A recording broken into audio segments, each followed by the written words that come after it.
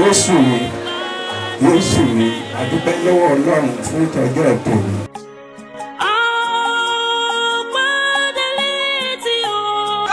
ṣe ń ṣe ó ní gbogbo ìyá ìyàwó ẹni tó bá ní ọmọ ilé ọkọ tẹ ń ṣe ọmọ òní fẹlẹ mọṣú ọmọ òní fẹlẹ mọṣú màmá yìí láì sùn.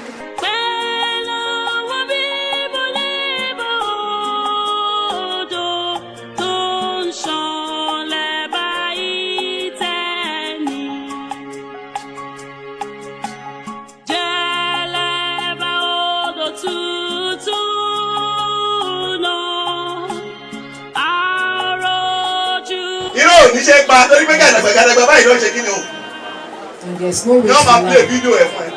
Because there will be live video of what you are. A kò lè ṣàì má fara hàn níwájú ìtẹ́ ìdájọ́ Kristi ẹ̀hẹ́n.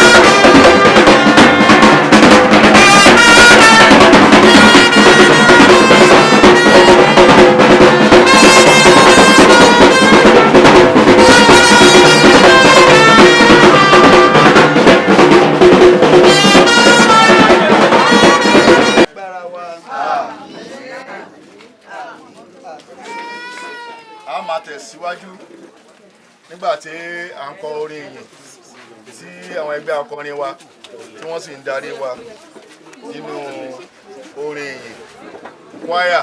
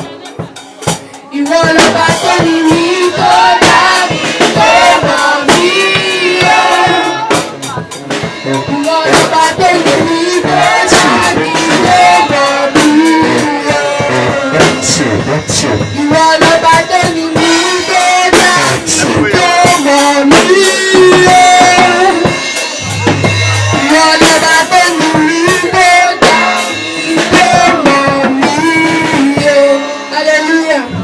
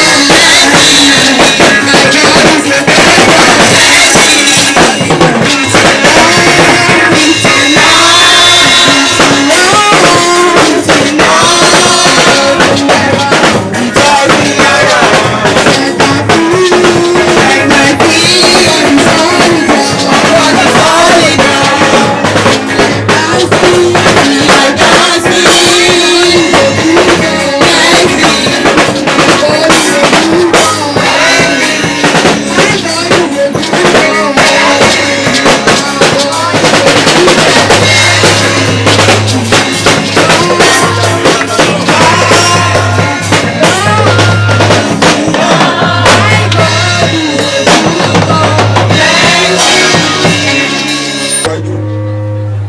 Nígbà tí wọ́n ẹgbẹ́ ọkùnrin tó ṣì ń darí wa nínú orin ìwé orin Ti ìjọ onítẹ̀bọmi Baptist hymnal 295, that is the English version.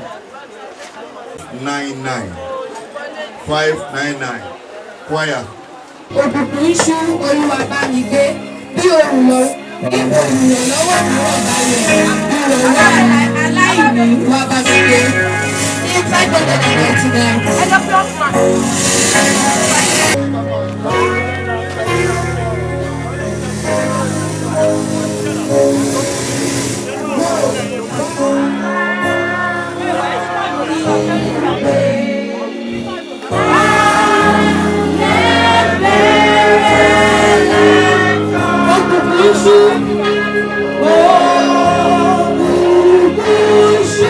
Olúwa bá mi gbé.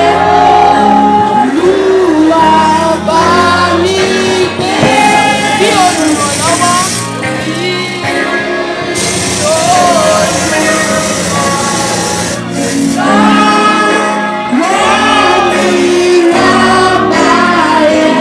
Ìrànwọ́ aláìní.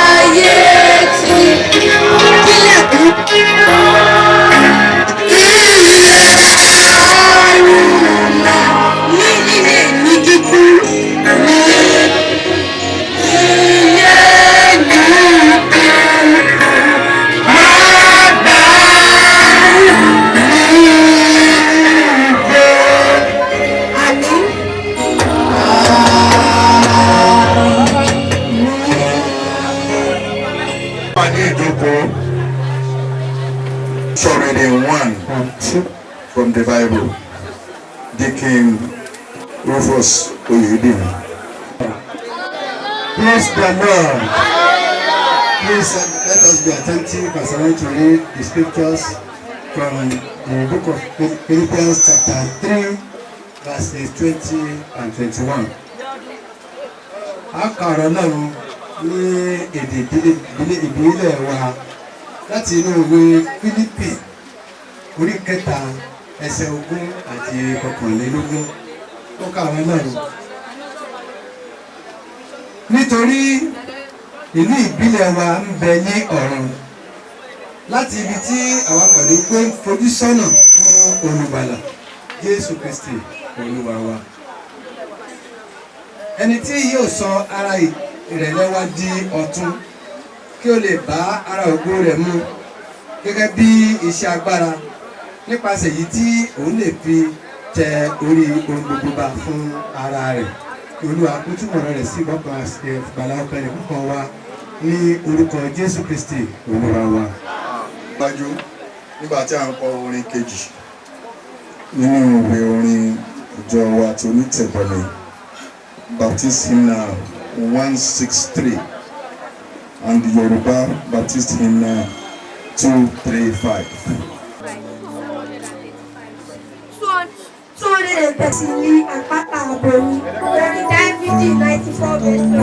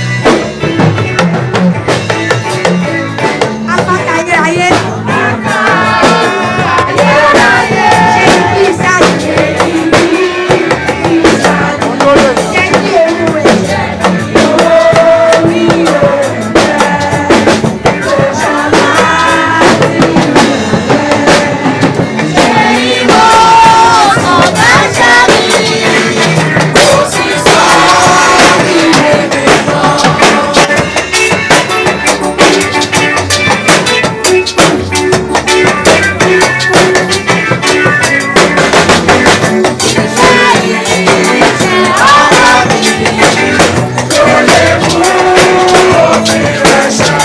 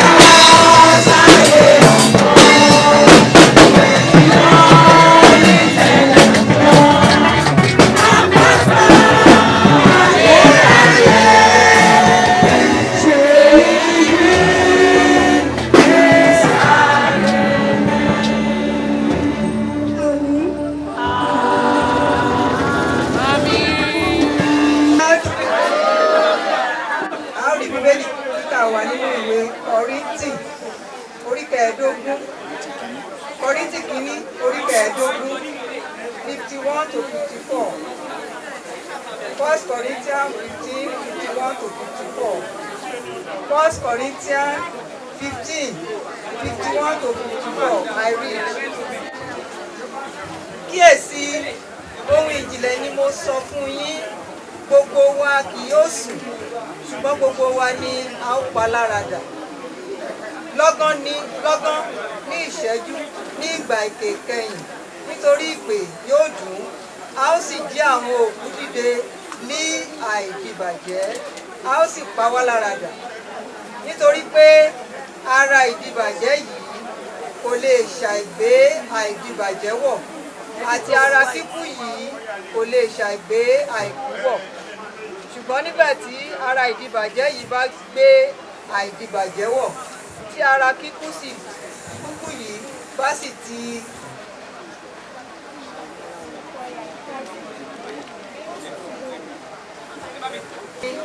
ọ̀rọ̀ tí a kọ yóò ṣẹ pé a gbé ikú mì ní ìṣẹ́gun. A gbé ikú mì ní ìṣẹ́gun. For short tributes. Ó tó àkókò tí a fẹ́ kí àwọn ènìyàn kí wọ́n sọ ohun tí wọ́n mọ̀ nípa olóògbé màmá Afọlákẹ́mi Grace Adegboyega. Ẹ jọ̀ọ́ short tributes lápé ìjẹ́rìí ní ráńpẹ́. Ohun tí ẹ mọ̀ nípa wọn lábẹ́kẹ́ sọ. Ẹ má jẹ́ ká tún máa wọnú àwọn ìtàn míì lọ. Olúwa yóò ràn wá lọ́wọ́. Our family mama ṣáà ní representative ń bẹ. Okay. Mama ṣé family lẹ́yìn náà? Àti bẹ̀rẹ̀ o. Ó yá ètò ìmọ̀ bọ̀. My name is Deborah. I want to thank God for the life of Mommy, as I fondly called her. She happens to be the younger sister to my father. So my father is the elder child in the family, the eldest in the family. When the battle was tough for my dad, it happens that we didn't have choice. I had to live with her. Mommy, even in our financial needs, I remember when my daddy came to her and said, I'm bringing my children to you. I don't know what to do again. Mommy said,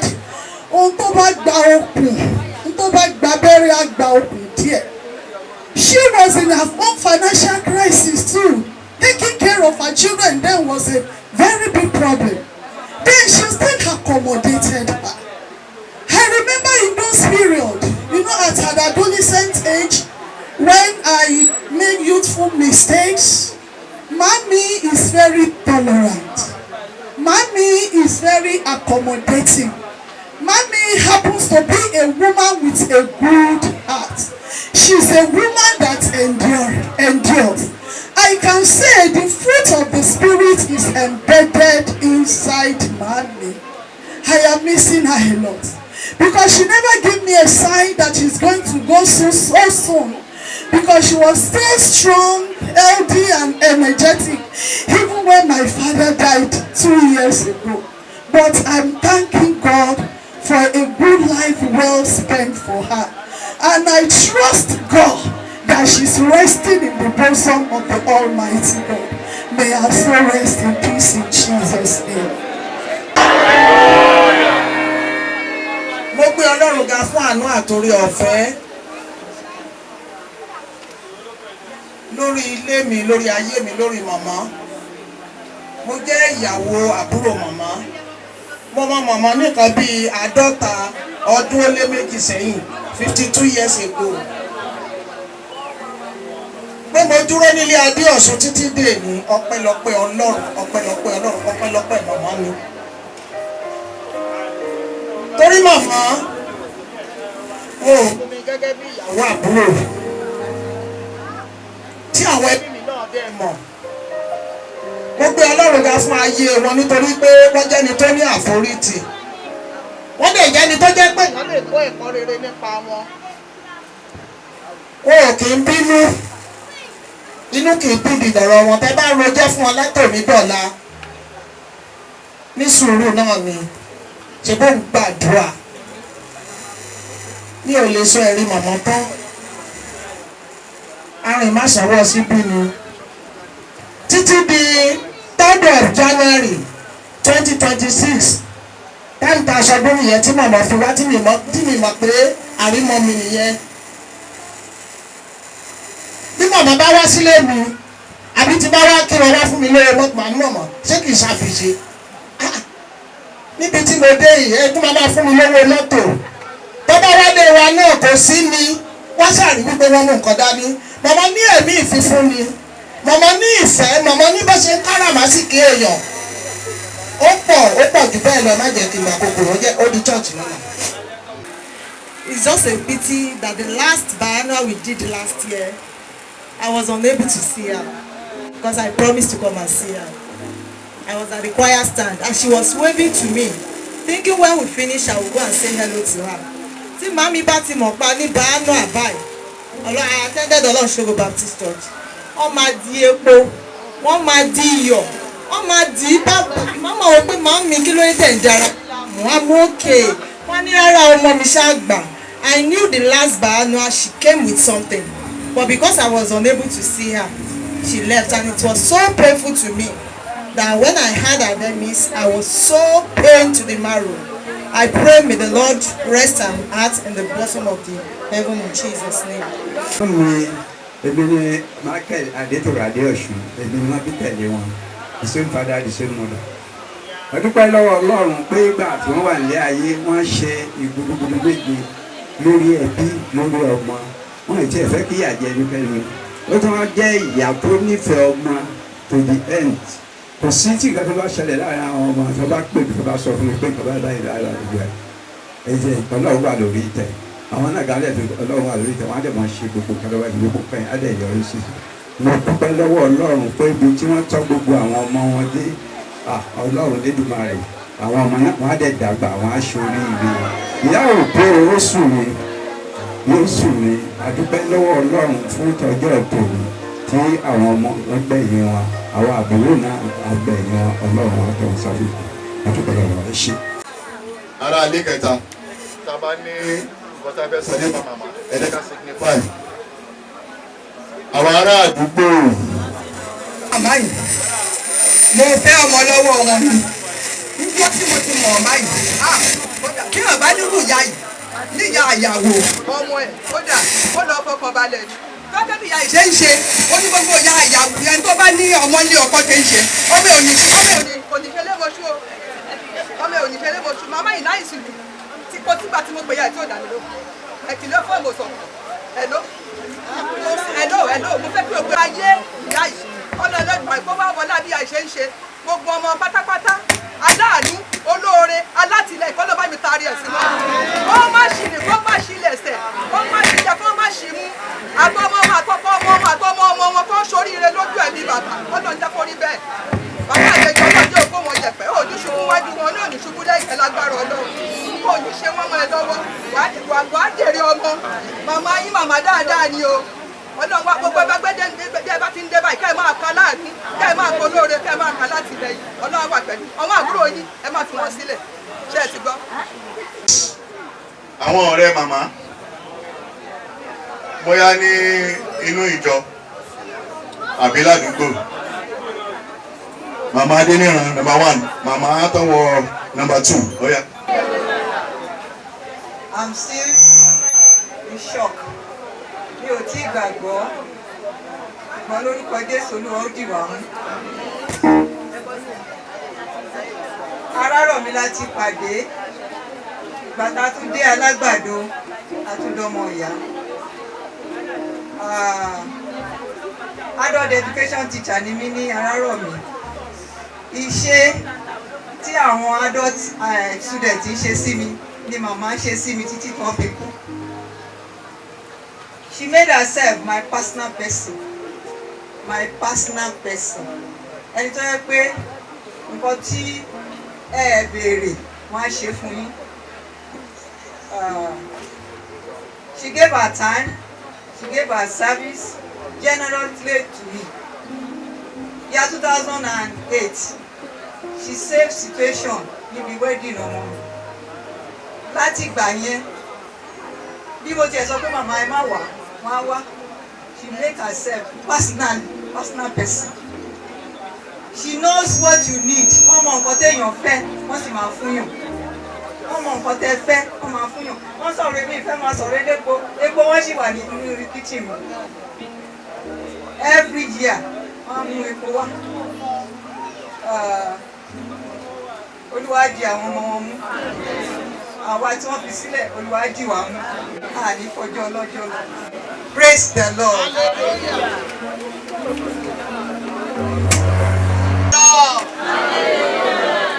Orúkọ tèmi ni Ọlágbàní B.A. láti ìjọ Arárọ̀mí Baptist Church nọ́mbà 42 Sokundu Street. Mo mọ màmá tipẹ́tipẹ́ láti bí 70 something years. Àwa tún jẹ́ ìkan náà tó jẹ́ wípé àdìjọ dá women choir sílẹ̀ ni. Wọ́n jẹ́ ìkan nínú women choir. Títí bá a ṣe ń kóra wá bọ̀ nìyẹn. Then wọ́n tún jẹ́ ọmọ ẹgbẹ́ ìfẹ́ Olúwa nínú ìjọ náà tí wọ́n sì ṣe títí tí ọlọ́jọ́ fi dé. Màmá jẹ́ ẹni tó ń fi fúnni ní gbogbo ọ̀nà. Tó bá jẹ́ wípé ojúṣe yọ fún èèyàn ni màmá lè fi ojú wọn tọrọ fún èèyàn. Mo rántí there was a day tí wọ́n wá kí mi ní ọ̀dọ̀ wa ní Ìjàkọ. Màmá di epo gbogbo ẹ̀ wọ́n sábùn dì dání fún mi kó ní èwo lẹ́rù tẹ́ ń dì kiri bí a bá tún lọ abẹ́ pàdé nú mọ́tò ni wọ́n tún fi kankan wọ́n tún fi há ẹ lọ́wọ́ bí owó. So màmá jẹ́ ẹni tó ń fi fúnni ní gbogbo ọ̀nà. Wọ́n sì ní ẹ̀mí ìkóra ẹni mọ́ra ní gbogbo ọ̀nà. Màmá gbogbo ohun tí wọ́n fi sílẹ̀ lórúkọ Jésù kò ní dìbàjẹ́. Àwọn ọmọ Olúwa ó tọ́jú yín. Aya ọmọ Olúwa ó tọ́jú yín. Gbogbo ìjọ Arárọ̀mí a kí ìdílé a kí ìjọ Ọlọ́run. Ọ̀nà ló pọ̀ káàkiri pẹ̀lú àwọn ínsẹ́ǹtì ó yẹ ká àpọ̀jù báyìí lọ. Mo gbà á ládùúrà wípé ikú màmá ò ní jẹ́ àkúfà láàrin ẹbí láàrin ìjọ àti ìdílé lápapọ̀. Olúwa yóò dì wá mú. A ò ní sunkún dànù báyìí ní orúkọ Jésù Olúwa wa. Unity Baptist Church will also come and say something. Ẹyẹ bí kèèyàn kan. Nítorí pé mi ò gbàgbọ́ láti jọ ìpè màmá kú. One, ìjọ tí a ṣe February Thanksgiving. Ajọ́rìn dé ẹ̀yìn ibi ìta tí táwọn máa yà síbi tẹ́mi náà máa yà sílé. Màmá Israel ló bá a gba báàgì. Ṣé àmọ́ tẹ́ bá fẹ́ gba báàgì lọ́wọ́ màmá máa ní òtí o. Àwọn náà gbé. So ó wá fẹ́ máa bá wọn gbé bọ̀ wálé. Màmá ní òtí o pé kó máa lọ ní ẹ̀wọ̀n. Ó kàn wá díjọ́ Wednesday mo jáde mo bá ń bọ̀ wá náà sọ pé màmá chọ́ọ̀chì yín yẹn mo níta ni màmá chọ́ọ̀chì wa tó ń gbé lẹ́yìn ìbí mo ní màmá wò wọ́n ní màmá tó ń tepo kí ló ṣe wọ́n ní wọ́n kú mo ní irọ́ ni àjọ kúrò ní chọ́ọ̀chì ń jọ ní ẹnu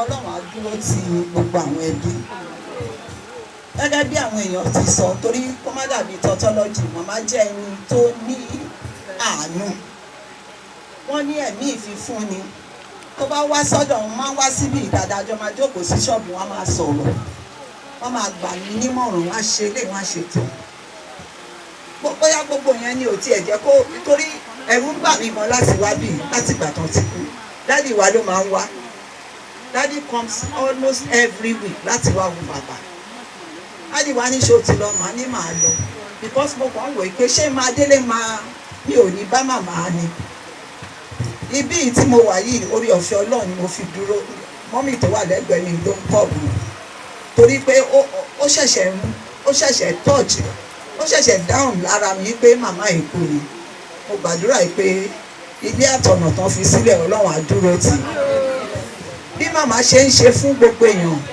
Ọlọ́run á san ẹ̀san ẹ̀ fáwọn ọmọ wọn ó ṣe lè wù kẹ́ wá pẹ́ láyé tó ẹ̀yin náà ò ní fojú sunkún ọmọ torí pé màmá ò fojú sunkún yín ẹ̀yin náà ò ní fojú sunkún ọmọ bàbá tó dẹ̀ wà ńlẹ̀ kò ní jákùfà lórí àwọn ọmọ náà kò ní jákùfà lórí ìjọ Ọlọ́run Unity Baptist Church kò ní jákùfà lórí ẹgbẹ́ obìnrin torí màmá ń ṣe wọ́n try akitiyan wọn pọ̀ lórí ẹgbẹ́ obìnrin ní prayer warrior ni nínú ẹgbẹ́ obìnrin ni kò séyìí tí wọ́n jẹ́ iná kẹ́yìn bẹ̀ ọlọ́run á tẹ̀ wọ́n á tẹ àwọn ọmọ wọn síwájú orí ọ̀fẹ́ tí ọlọ́run fún màmá ọlọ́run á fún gbogbo yín náà nítorí pé màmá mọ Kristi kì í ṣe pé wọ́n kàn mọ́ pẹ̀lẹ́nu tọkàntọkàn náà fi gbà wọ́n ń ṣe níwà wọ́n ń ṣe ní ìṣe ọlọ́run á ràn wá lọ́wọ́ ìjọ ọlọ́run á túbọ̀ máa tẹ̀síwájú Jésù Olúwa wa. Privilege. I happen to be Mama's pastor, and I could say I lost a friend. I lost a committed worker of the church. I lost a giver. I lost a mother.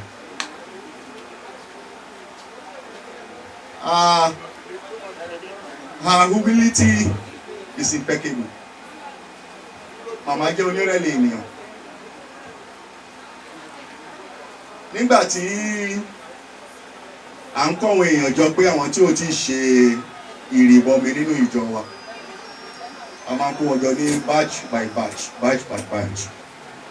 Màmá bá mi, wọ́n ní reverend, mo ní màá, wọ́n náà wọ́n fẹ́ ṣe ìrìbọmi.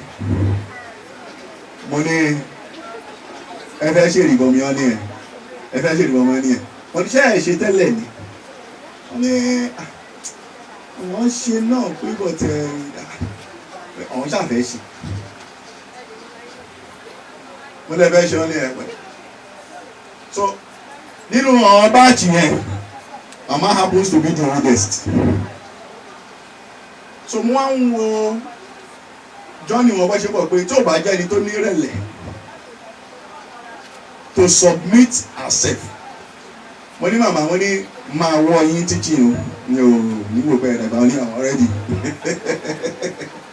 Mo ní tó bá ti dọ̀rọ̀ yẹn mi o máa ṣiṣẹ́ mi gẹ́gẹ́ bí iṣẹ́ o ẹ máa wá sí training o ẹ máa wá sí class o wọ́n náà máa wá ẹ wá sí class wọn ní àwọn máa wá mi ò ní yọ yín pé màmá máa wọ yín class o wọ́n náà máa wá sẹ́ màmá yìí mí ní kíní ìtòtò ní wọ́n wá her submission. So number one ni number two bí màmá ṣe dàgbà ẹ̀yin náà wòye jù wọn ọjọ́ kan náà lọ́kọ̀ bàbá mi wọ́n ní reverend mo ní màá ọ̀nà ọ̀fẹ́ jọ ìyẹn ọ̀ṣà mo ní ẹ̀fẹ́ jọ ìyẹn ọ̀ṣà ni ẹ̀ mo ní iṣẹ́ ìdúró nì wọ́n ní àwọn máa dúró wọ́n ní ẹ̀yin náà wò ó wákàtí mẹ́rin lẹ́fẹ́ fi dúró wọ́n ní ọ̀kí má wọ̀rí àwọn máa dúró mo ti ní màmá wọ́n ní ẹ̀fẹ́ ṣiṣẹ́ ọ̀ṣà ni ẹ̀ mo ní màmá iṣẹ́ ẹ̀gbin ni wọ́n ní ọmọ inú yàrá yín ṣe wọ́n ní until her demise she was our chief usher. Yes, mama also was a reconciliator. Ó jẹ́ ẹni tí ó máa ń fẹ́ kí àlàáfíà kó jọba. Tí wọ́n bá rí i pé ibì kan kò fẹ́ dánmọ́rán, she is always ready to make herself available. Even nínú àwọn iṣẹ́ tí àwọn míì tó sì ní okun lára dáadáa tó jẹ́ bí ọ̀dọ́ tó máa ń sá fún nínú ìjọ. You will see mama. Mo rántí àwọn ìrìn kan wà lágbára fẹ́ lọ ṣe nǹkan kan tó yẹ ká máa wọ mọ́tò a máa wo gbogbo àwọn ọ̀nà yẹn pé kò sí mọ́tò tá a máa fi gbé yín lọ. Ní tó bá kọ́ á pọ̀ tó bá rí pé mi náà ń lọ màá mi sọ pé mo gbé wọn. Torí pé máa ń wo gbogbo stress yẹn bọ̀ èyí tó wá lẹ́gbẹ́ bẹ́ẹ̀ mi ò lọ jẹ́ pé àwọn delegates lọ tẹ́kọ̀ máa wọ mọ́tò mo máa ń wo gbogbo mo dẹ̀ mọ́ bọ́ ọ̀nà bẹ̀yẹn ṣe rí màmá yìí máa tún la gbogbo àwọn stress ọ̀nà yìí gbọ̀ ká dà ṣe gbá ṣàwọ̀ wọn á ní kí n má wọlé she will go she will go she will make sure she make herself available. Number 4 kí n má gbà àkókò wájú tó rọrọ̀ pọ̀ mama was a giver to the call. Tí bá wá sí ìwà pé mo kàn wá kí wọn tí bá ti kí wọn tí mo kí bàbá bá ti ní mo fẹ́ máa lọ á ní rẹ́bẹ̀ẹ́ dúró wọ́n sáré máa lọ kó kí nínú fíìsà kí lẹ̀ ń kú wọ́n á ní ara wọ́n á ní kinní kan tá a bá ń ṣe Christmas àbí a ṣe morning prayer àbí a ṣe program kan special program olórí ọ̀fẹ́ Jésù Kristi olówó ìtọ́lájú báyìí àti ní nǹkan tó ti ń rún kankan mọ́ mi ní ọ̀wọ́ tí bàbá alájú á di màmá àwa ló yẹ ká máa fún yín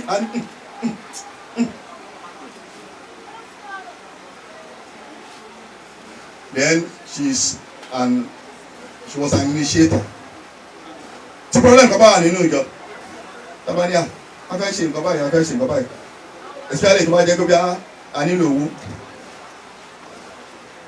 màmá wọ́n máa wá ọ̀nà tí a máa fi yanjú ọ̀rọ̀ yẹn and she will lead by example. Nígbà tí wọ́n kú yìí ọjọ́ kan mú kọ gbẹgbẹgbẹgbẹ lẹ́nu gate mission ló bá dì kan nínú àwọn mímọ bí ọmọ yẹn ṣe jẹ́ I think she is not here she is not on seat ló bá di àwọn but mo mojú yẹn dáadáa tí mo wá sí fún prayer mo máa rí wọn ló bá kó 3,000 wá fún mi mo ní báwo ló ṣe jẹ́ wọ́n náà wọ́n bá nínú báìbù màmá pé owó kan tí wọ́n ń dá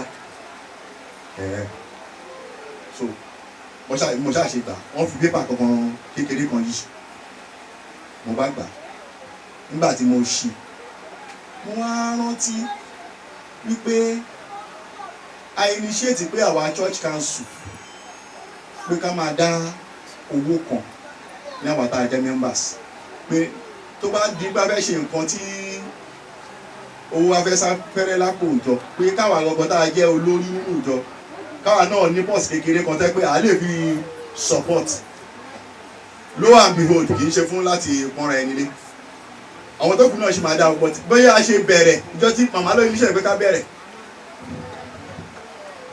owó àwa méjì ló wà nínú list yẹn èmi àti màmá tá a kọ́kọ́ fi bẹ̀rẹ̀ owó yẹn ni wọ́n kó wá èmi kan ti gbàgbé so mo ṣe wá rí tí wọ́n wo wá ní okay that is to tell you how committed she was màmá tó jókòó yìí she has lost a friend a confidant kùrùkẹ́rẹ́ mo mọ̀ pé ẹsẹ̀ wọn kó it is well because we are now mourning we have just lost a soldier of Christ and we believe that she will surely find a rest, a lasting rest in the bosom of our Lord. Thank you very much. Then the choir will have their special rendition. Let us open our Bible to John 11:25-26. Ìrere ti Jòhánù orí kọkànlá láti ẹsẹ̀ ìkarùndínlọ́gbọ̀n dé ẹsẹ̀ ìkẹrìndínlọ́gbọ̀n apá kìíní. Apá kejì ẹ jẹ́ ká tún ṣí Kọ́ríńtì kejì orí karùn-ún ẹsẹ̀ ìkẹwàá. Mo ń ka Jòhánù orí kọkànlá láti ẹsẹ̀ ìkarùndínlọ́gbọ̀n dé ẹsẹ̀ ìkejìdínlọ́gbọ̀n. Èmi ni àjíǹde àti ìyè, ẹni tí ó bá gbà mí gbọ́ bí ó tilẹ̀ kú yóò yè, ẹnikẹ́ni tí ó ń bẹ láàyè tí ó sì gbà mí gbọ́ kì yóò kú láéláé. Ìwọ gba èyí gbọ́. Ẹ jẹ́ ká lọ sí Kọ́ríńtì kejì orí karùn-ún ẹsẹ̀ ìkẹwàá tí ó sọ pé nítorí pé gbogbo wa kò lè ṣàìmá fi ara hàn níwájú ìtẹ́ ìdájọ́ Kristi kí olúkúlùkù kí ó lè gba nǹkan wọn ní tí ó ṣe nínú ara gẹ́gẹ́ bí èyí tí ó ti ṣe, ìbáà ṣe rere ìbáà ṣe búburú. Kí Olúwa kí ó bùsí gbígbọ́ àti kíkọ ọ̀rọ̀ rẹ̀. This evening, saints in Christ the Lord, as we listen to the blessings of our Lord. As the Lord, my hope is found.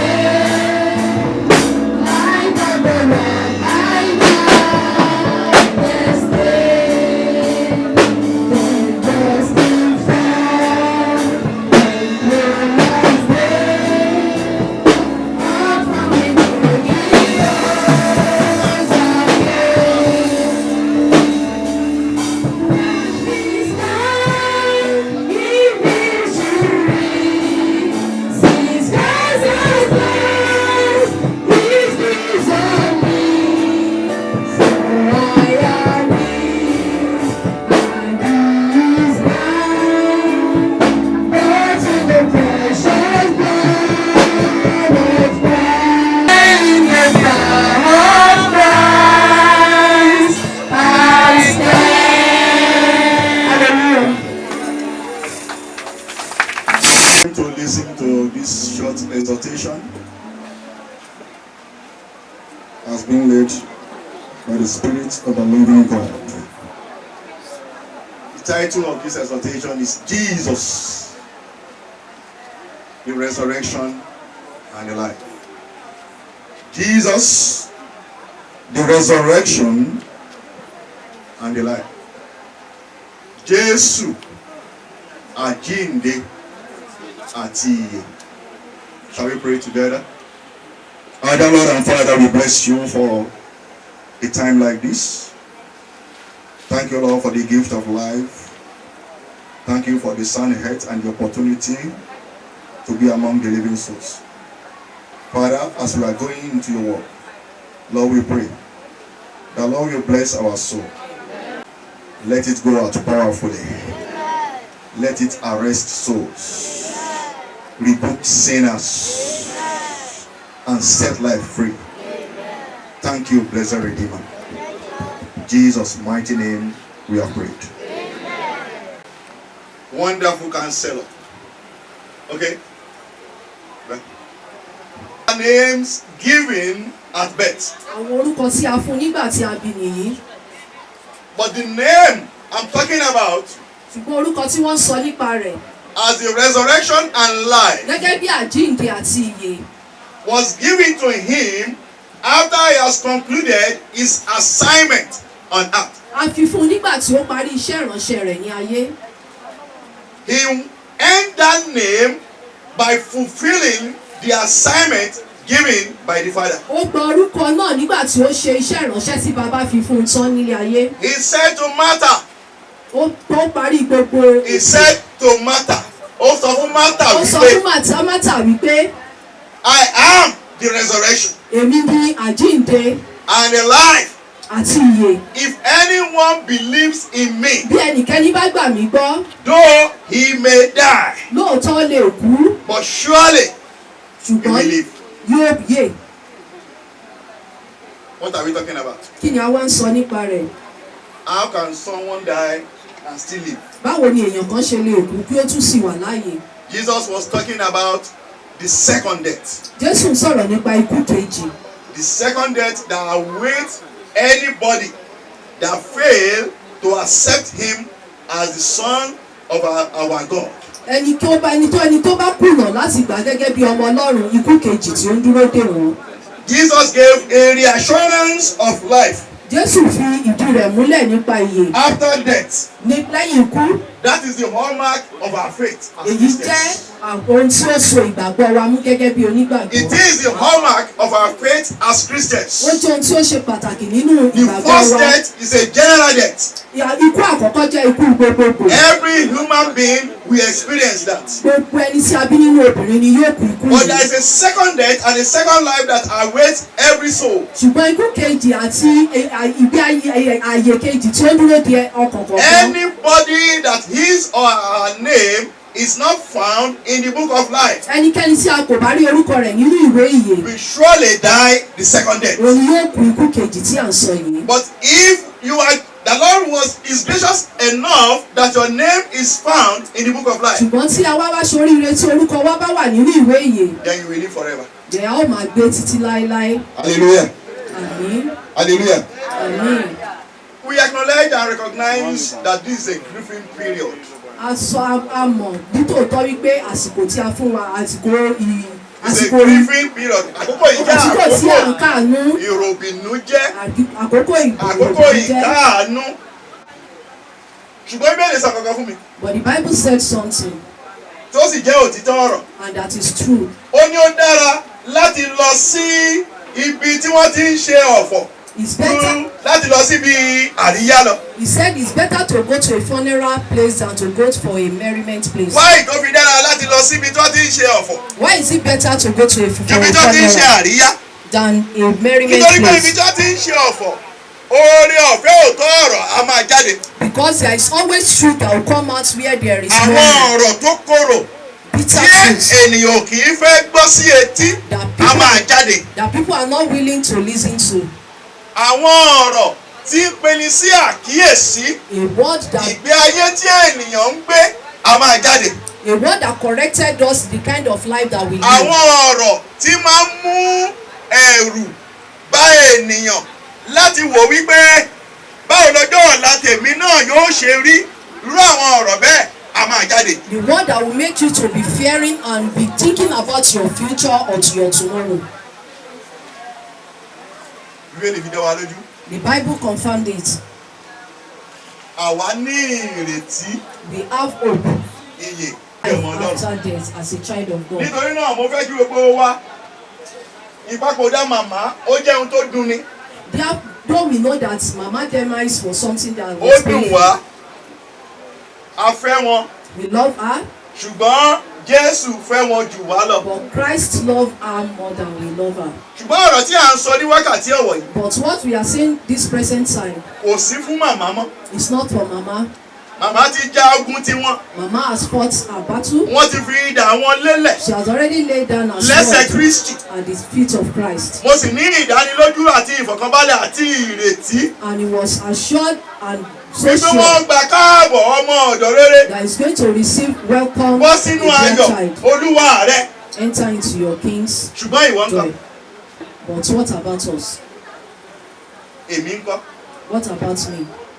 Ṣé ìwọ náà ṣé òun rìn nípa ọ̀nà yẹn? Are we walking in that right way? Bíbélì fìdí rẹ̀ múlẹ̀ wípé the Bible ọ̀nà kan wà. There is a way. Tí ó dára. That is so beautiful. Ó gbòòrò. That is so wide. Ó tọ́. That is so right. Lójú ènìyàn. In human sight. Ọ̀nà náà ó ṣe kí ni? Ó dára. But the way is good. Ṣùgbọ́n bẹ́ẹ̀ ni pé òpin rẹ̀. But the Bible said that ìparun ni. the end is destruction. Ọ̀nà wo ló ń tọ̀? Which way are we treading?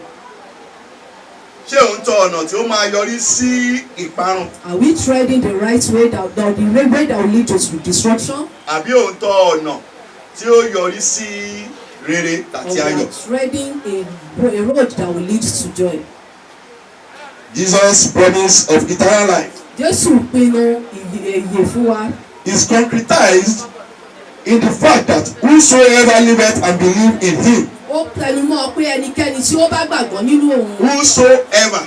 Ẹnikẹ́ni. Whosoever. Ẹnikẹ́ni. That is to say, it doesn't matter your background. Kò tilẹ̀ ní í ṣe pẹ̀lú ohun tí a jẹ́. It doesn't matter where you are coming from. Kò ní í ṣe pẹ̀lú ibi tí a ti ń bọ̀. It doesn't matter what you have done before. Kò ní í ṣe pẹ̀lú ohun tí a ti ṣe tẹ́lẹ̀. There is always a room, a chance for reconciliation. Àyè wà, oore ọ̀fẹ́ sì wà fún ìmúpadàbọ̀sípò. Ayé sì ń bẹ nílé ọ̀dàgùtàn. Ẹ̀rọ rẹ̀ pé ọ̀pẹ máa bọ̀. Wọlé nísinsìnyí. Ẹ̀wà ògo rẹ̀ pé ọ̀pẹ máa bọ̀. Ilẹ̀ tó ṣú.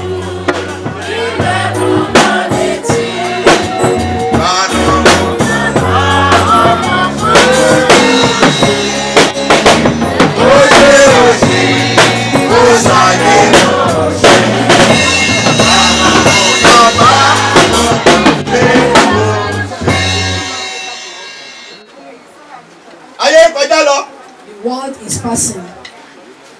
Ayé ń sáré. The world is running. Ayé ń kánjú pàápàá. The world is in haste. Kílẹ̀ tó ṣú. Before the daybreak, before the night. Kílẹ̀ tó ṣú. Before the sunset. Ṣé o wà ní ronúkúwàdà? Are you not going to repent? Bẹ́ẹ̀ni wípé àkókò kan ń bẹ. The Bible said there is a time. Tí ilẹ̀ bá ti ṣú. When the sunset. Tí ẹnikẹ́ni ò ní lè ṣe ohunkóhun. When nobody will be able to do anything. Ẹnikẹ́ni ò ní lè ṣiṣẹ́ kíṣẹ́ kan. Nobody will be able to. Ó ní àkókò ọ̀sán ní ìsìn. In this afternoon. Ó ní kó o gbáradì láti ṣiṣẹ́. Make haste to work. Iṣẹ́ wo ló ń sọ fún ọ? What kind of work is he talking about? Good works. Iṣẹ́ rere. Good works. Èso rere. Good fruits. Kó o tún ọ̀nà rẹ ṣe níwájú Olúwa. Amend your ways before the Lord. Kó o bá Ẹlẹ́dàá rẹ sọ̀rọ̀. Talk to your Lord. Kó o wo àwọn ohun tí òun ti ṣe sẹ́yìn. Look at what you have been doing before. Ohun tó ń ṣe lọ́wọ́lọ́wọ́. And what you are doing presently. Wípé ibo ni yóò bá mi dé? Where is it taking me to? Ibo ni yóò gbé mi dé? Where is it taking me to? Àwọn Yorùbá bọ̀ wọ́n pòwe. Wọ́n ní aṣeburú mọ̀. Anybody that does bad. Ẹni tó máa ṣe kí ni? Ẹni tó máa sọ fún un ló ń wá. It's only waiting for someone to. Kó lè ṣe kí ni? Kó lè sọdọ̀ ọ̀ràn mọ́ lọ́wọ́. So that I hold onto the person. Because there is a part of God that is living within us. Torí pé ẹ̀mí Ọlọ́run kan wà tó ń gbé nínú wa. And that is what we call our conscience. Ohun tí à ń pè ní ẹ̀rí ọkàn. Our conscience. Ẹ̀rí ọkàn. Whenever you are doing something bad. Nígbà tí a bá ń ṣe ohun tí kò dára. Remember, something will always tell you. Ohun kan máa sọ fún wa. That what you are doing is bad. Wípé ohun tí ò ń ṣe yìí kò dára. That is why if you want to take something that doesn't belong to you. Nígbà náà tó bá fẹ́ mú ohun tí kì í ṣe tìrẹ. You first look at the left. Ó wò ọ̀tún. You look at the right. Ó wò òsì. You look front and check everywhere before you take it. Why are you checking around? Kí ló dé tí a fi ń wò káàkiri bẹ́ẹ̀? Because something is telling you. Ohun kan sọ fún wa. That what you are about to do is wrong. Kò dára. Anyway, you ignore it. You will ignore it anyway. Gbójú kúrò níbẹ̀. Because you will not allow the spirit to talk to you. Torí a ò ní gba ẹ̀mí náà láàyè Go láti ahead bá wa and sọ̀rọ̀. do it. A ó tẹ̀síwájú láti ṣe é. Because you allow the flesh to overpower you. Torí pé a fagbá ẹran ara láàyè láti borí wa. This time is a call to self-examination. Àsìkò yìí ni láti yẹ ara ẹni wò. It's a call to stop taking. Àsìkò láti ṣírò. The day of reckoning is inevitable. Ọjọ́ ìdájọ́ ó jẹ́ ohun tí a kò lè yà sílẹ̀. By the grace of God, in our studies Nípasẹ̀ oore ọ̀fẹ́ as Ọlọ́run theologians, gẹ́gẹ́ bí oníwàásù. we were exposed Wọ́n fi yé wọn dáradára. to several religions. Oríṣiríṣi ẹ̀sìn ni wọ́n fi hàn wọ́n. We were exposed to numerous writings. Wọ́n fi oríṣiríṣi àkọsílẹ̀ hàn wọ́n. Human philosophies. Àwọn èrò tí ènìyàn. And there's one thing that is common to every human being. Ohun kan ni wọ́n ní tó ṣe tó jẹ́ ohun kan tí tó dára tó jẹ́. Ohun kan wà tí gbogbo wa tí a gbàgbọ́ wípé ó di dandan tí kò sí àríyànjiyàn. And that is one thing. Òun náà ni nǹkan náà nìyí. That death is universal. Ikú ó jẹ́ ohun tí ó jẹ́ gbogbo. I have not seen the writer, the philosopher, the scholar that has disputed the fact that there is death. Wọ́n sì rí àwọn ọ̀jọ̀gbọ́n tàbí àwọn òǹkọ̀wé tàbí àwọn ọ̀mọ̀wé tí wọ́n sọ wípé ikú kò sí. Likewise, virtually every religion believes there is a day that is called the D-Day, a day of reckoning. Ìyẹn ni pé gbogbo àwọn ẹ̀sìn tàbí àwọn ìmọ̀ ni wọ́n gbàgbọ́ wípé ọjọ́ kan ń bọ̀ tí ó jẹ́ ọjọ́ ìṣirò. They may put it in different ways. Wọ́n wá lè sọ ní ọ̀nà tí ó yàtọ̀. You know, when they say the law of karma, law of karma, law of karma. Wọ́n sọ wípé ohun tí o ṣe ló gbà, ohun tí o ṣe ló gbà. That saying is not from Christian background. Kì í ṣe láti inú Bíbélì. It's from Hinduism. Ó jẹ́ láti inú ẹ̀sìn Hindu. Àwọn India ẹ̀sìn wọn ni. When they say karma. Tí wọ́n bá sọ wípé àbọ̀ abá. It's an Indian word. Ó jẹ́ ọ̀rọ̀ India. So nínú ẹ̀sìn wọn wọ́n gbàgbọ́ wípé. In their religion they believe that. Nǹkan tí èèyàn bá ṣe. Whatever you do. The energy you put out. Ipa tí o mú jáde sínú nǹkan. Will surely one way or the other find its way back to you. Ní ọ̀nà kan tàbí òmíràn yóò padà wá sọ́dọ̀ rẹ. Ronú rẹ wò, arákùnrin ronú rẹ wò, arábìnrin ronú rẹ wò. Èṣù máa fi ránṣẹ́ rí jẹ́. Ronú rẹ wò, arákùnrin ronú rẹ wò, arábìnrin ronú rẹ wò. Èṣù máa fi ránṣẹ́ rí jẹ́. Bíbélì pé. The Bible says. Èṣù ó ń káàkiri ó ń búramúramù bí kìnìún. The Satan is roaming about like a rat. Ó sì ń wá ẹni tí ó ṣe kí ni. He is looking for someone to devour. My word to you is don't become a prey. Ọ̀rọ̀ wọn sí wa ni pé kí a má jẹ́ ẹni tí yóò bọ̀ sí ohun ìkẹ́kùn rẹ̀. Don't become a prey. Ẹ má jẹ́ kí a bọ́ sí ẹni tí yóò bọ̀ sọ́wọ́. Don't become a prey. Ẹ má jẹ́ ká bọ́ sí ẹni tí yóò bọ̀ sọ́wọ́. As I want to round up. Bí wọ́n ṣe ń mú wá sí ẹ̀bá ìdánilójú. 2 Corinthians chapter number 5 verse 10. Kọ̀ríńtì kejì orí karùn-ún ẹsẹ̀ ìkẹwàá. What does the Bible say? Kí ni ọ̀rọ̀ Ọlọ́run sọ? Ṣé kò lè ṣàìmá fi ara hàn? Gbogbo wa kò lè ṣe àìmá fi ara hàn. Níwájú ìtẹ́ ìdájọ́ Kristi. Níwájú ìtẹ́ ìdájọ́ ta ni? Kristi. Hello. It's not negotiable. Kò ń ṣe nǹkan tí a lè máa gbá ìdí rẹ̀. It's not. You must surely appear. A gbọ́dọ̀ dúró. Before the judgment throne of Christ. Níwájú ìtẹ́ Kristi. Ojú kojú. There will be face to face. Ẹnu máa wò kíni. Ẹnu máa wò dẹ̀rẹ̀dẹ̀rẹ̀. And the mouth to be wide open. Àti iṣẹ́ ò ní í sì. There is no way to run away. Irú ò ní ṣe pa torí pé gàdàgbà báyìí ló ń ṣe kíni o. And there is no way to run. Yóò máa play video ẹ̀ fún ẹ. Because there will be live video of what we are doing. A kò lè ṣàì má farahàn níwájú ìtẹ́ ìdájọ́ Kristi ẹ̀hẹ́n. Kí olúkúlùkù kí ó lè gba nǹkan wọn ni. Olúkúlùkù yóò gba nǹkan wọn ni. Tí ó ṣe nínú ara. Tí ó ti ṣe nínú ara while you are still in this body. Nígbà tó wà nínú ara yìí. Everything you are doing. Gbogbo ohun tí à ń ṣe. Ó gbà. We are going to take it. Yes. Gẹ́gẹ́ bí èyí tí ó ti ṣe. Gẹ́gẹ́ bí o ti ṣe. Ìbá ṣe rere. Ìbá ṣe rere. Ìbá ṣe búburú. Ọlọ́run kì í ṣojú ìṣáájú ènìyàn. Lord is not respecter of anybody.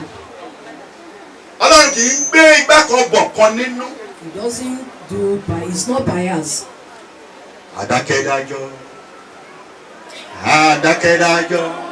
Òun ló ń wò wá o. Òun wò wá wọ̀ọ̀kan. Òun wò tí a dáyé ṣe. Òun ló dá èdè tí mọ́ wa.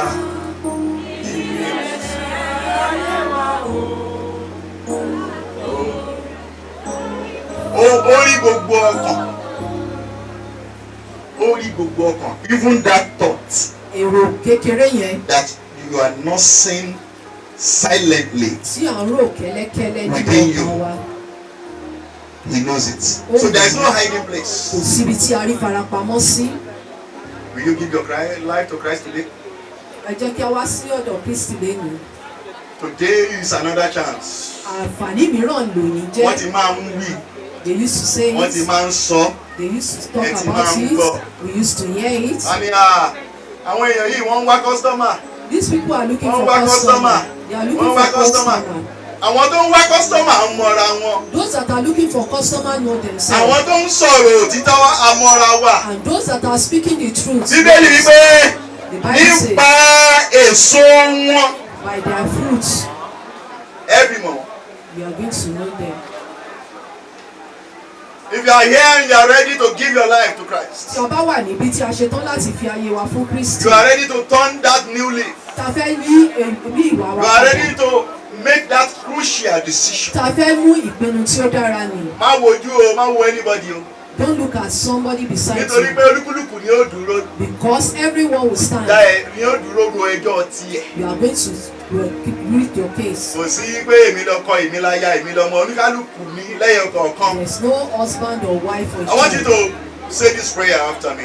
Wọ́n fẹ́ kí a sọ àdúrà yìí tẹ̀lé wa. As you bow down your heads to pray. Bí a ṣe ń tẹrí wa ba láti gbàdúrà. Jésù ọmọ Ọlọ́run. Jesus the Son of God. Mo ti gbọ́ ọ̀rọ̀ rẹ lọ́tun. I've heard your word.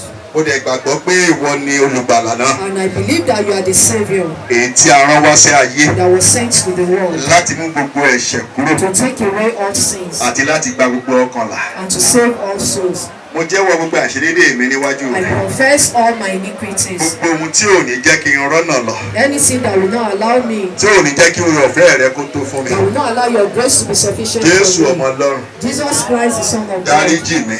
Forgive me. Láti òní yìí lọ. From today. Mo fi ayé mi fún ọ lọ́tun. I give my life to you. Mo fi ayé mi lé ọ lọ́wọ́. I surrender my life Máa to jẹ́ you. Olúwa. Be my Lord and my Savior. Ẹ̀mí mímọ́. And Holy Spirit. Ó yá bẹ̀rẹ̀ iṣẹ́ rẹ̀. Start your work. Máa gba ìṣàkóso. Take control. Nínú ọkàn mi. In my heart. Nínú gbogbo tí n máa ṣe. In everything that I will be doing. Láti sìn ín lọ. From now on. Jésù Olúwa wa. Jesus Christ. I want to congratulate you if you have just said that word of prayer. Wọ́n fẹ́ kí wa kú oríire tí a bá ti sọ̀rọ̀ àdúrà And I yìí. pray that seed that the Lord has sown in your heart. Wọ́n gbàdúrà pé irúgbìn náà tí a ti gbìn sínú ọkàn wa will continue to grow. yóò dàgbà. The Lord will water it. Ọlọ́run yóò pọ̀nmi rin. It will grow. Yóò sì dàgbà. It will germinate. Yóò sì wù. It will become a big tree. Yóò sì di igi ńlá. And it will become fruitful. Yóò sì léso. In the name of Jesus. Ní orúkọ Jésù. See, because akítítóbi yín. you are a faithful God. Torí pé ẹ jẹ́ olótìtọ́. Let your name be glorified. Lẹ́kẹ́ orúkọ yín kí o di yíyìn Your word has gone out. Ọ̀rọ̀ yín ti jáde. Oh Lord, let it bless souls. Olúwa ẹ jẹ́ kí ó bùkún fún ọkàn. Every heart that has listened. Gbogbo ọkàn tí ó ti fetí sílẹ̀. Lord, reach out to them. Olúwa ẹ nawọ́ sí wọn. Reach out to them. Ẹ nawọ́ sí wọn. Reach out to them. Ẹ nawọ́ sí wọn. Help them to make that crucial Ẹ decision. ràn wọ́n lọ́ láti mú ìpinnu wọn. Thank you, blessed Redeemer. Ẹ ṣé olùràpadà. Jesus' mighty name we are praying. Ní orúkọ Jésù ni a gbàdúrà. Rárá fẹ́ra kù. Ní orúkọ Jésù kò ní jẹ́ àkófà nínú ilé. Nínú ìjọ ládùúgbò kò ní jẹ́ àkófà lórúkọ Jésù. A ti sọ̀rọ̀ dáadáa nípa màmá. The first time tí mo ní encounter pẹ̀lú wọn, rà pé biannual àtàṣe ní Heaven's Gate. Màmá gan ló wá kí mi. Pé àlùfáà, wọ́n ní ẹ̀yin lẹ́wà ní gọ́sìmù níbẹ̀ yìí. Ilé mi ní màmá àwọn Adegboyega. Mi náà máa kí wọn dáadáa. Look at that humility. Tán fi lè wá mi wá pé pásítọ̀ àwọn ọmọ mi rèé.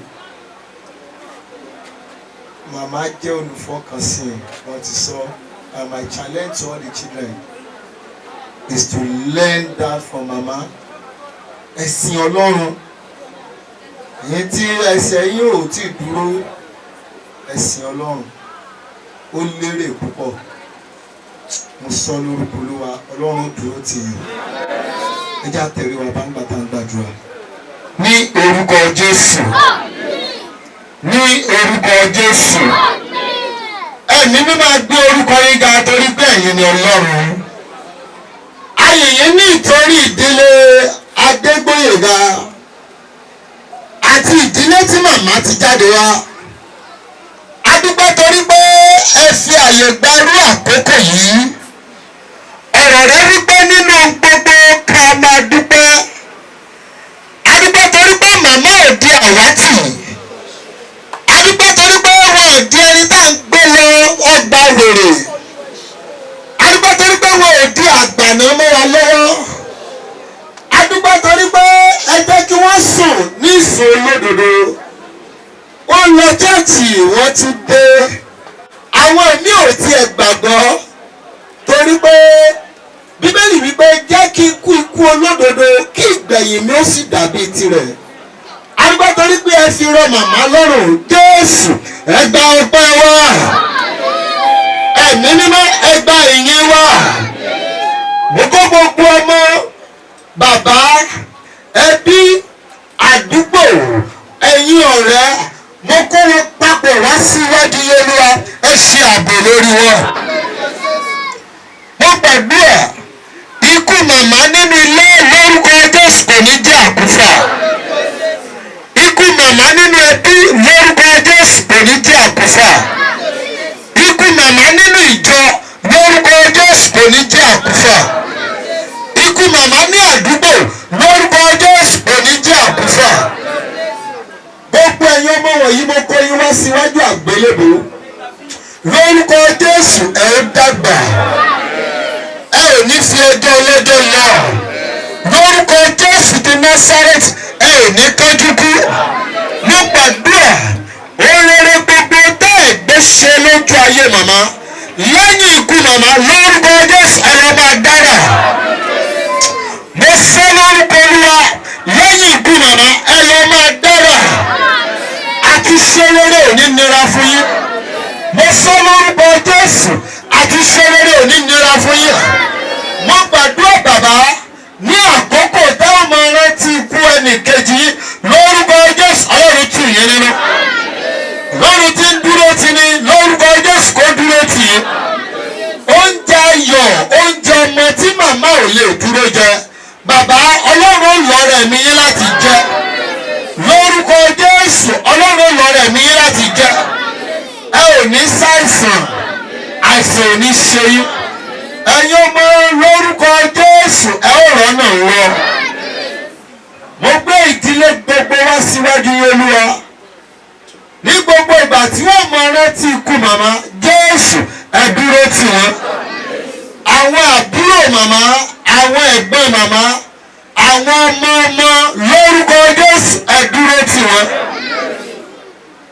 Jésù wípé èmi ń lọ ṣùgbọ́n mi ò ní fi yín lẹ̀ bẹ́ẹ̀. Wọ́n rán olùtùnú kan sí yín. Èyí tí ó mọ kọ́ yín ní ohun gbogbo. Èyí tí ó mọ tì yín nínú. Èyí tó jẹ agbára yín ní àkókò ìjì. Èyí tó darapọ̀ mọ́ yín nígbà tí ẹ bá ń la ìdààmú kọjá. Mo sọ lórúkọ Olúwa ẹ̀mí mímọ́ kó dúró tì yín o. Lórúkọ Jésù ẹ̀mí mímọ́ kó dúró tì yín. Ní gbogbo ìgbà táwọn ọmọ rántí màmá lórúkọ Jésù Ọlọ́run kó tì yín nínú. Ọlọ́run kó gbé yín ró. Ọlọ́run kó darapọ̀ mọ́ yín. Ọfà ikú lórúkọ Jésù kò ní wọlé sí yín lára. Sínú ẹbí lórúkọ Jésù kò ní wọlé sí yín lára.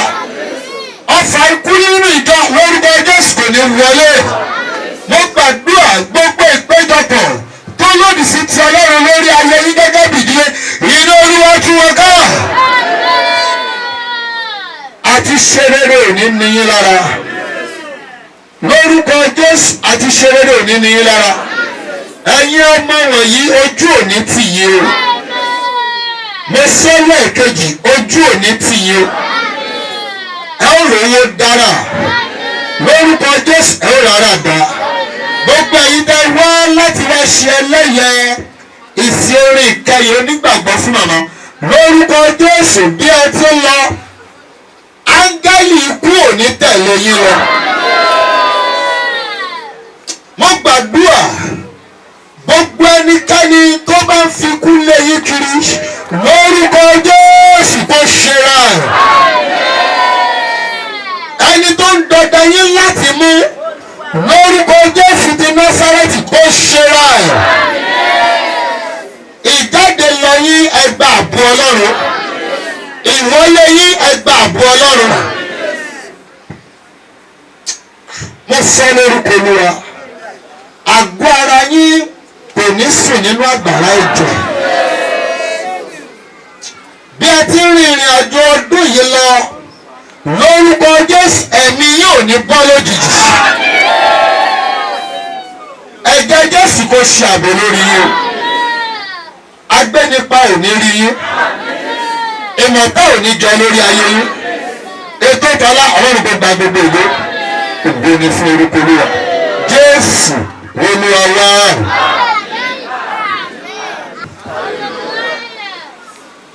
I want to thank the Almighty God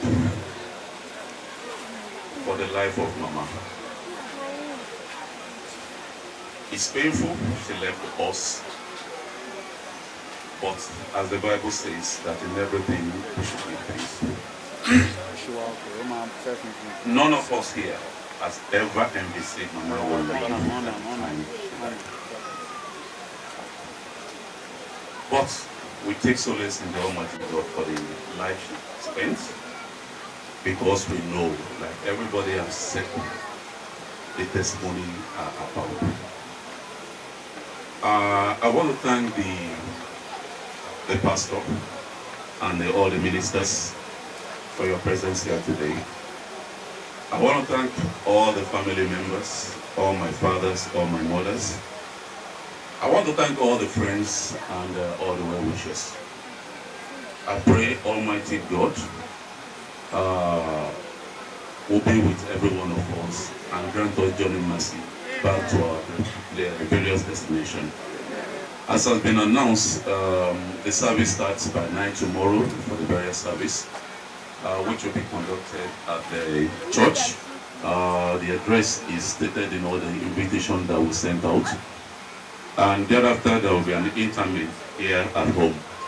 And afterwards, there will be entertainment for all the guests.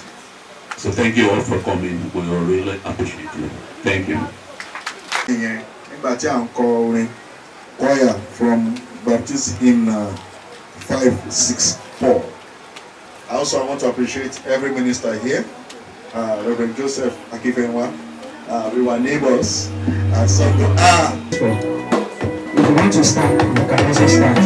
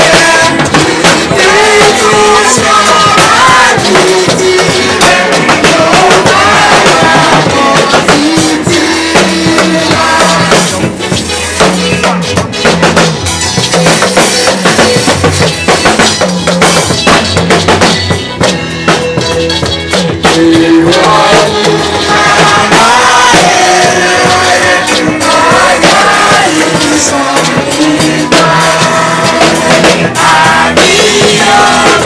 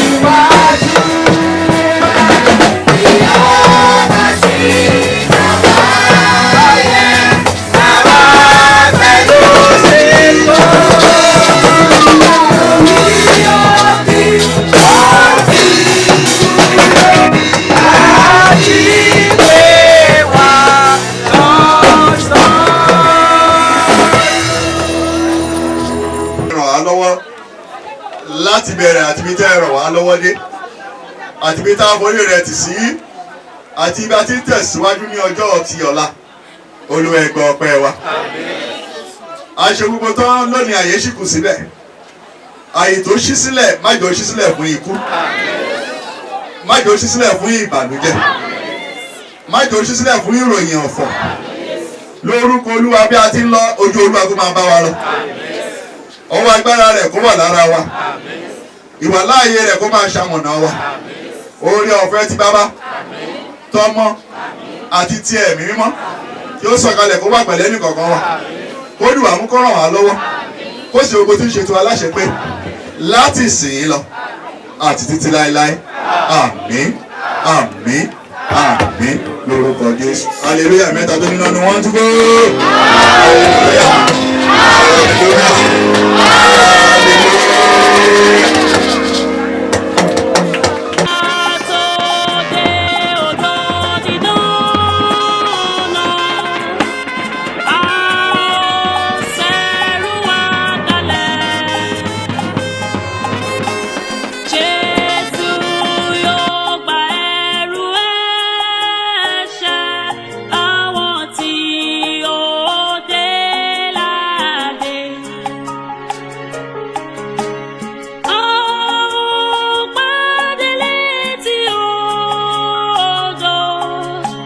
Ogo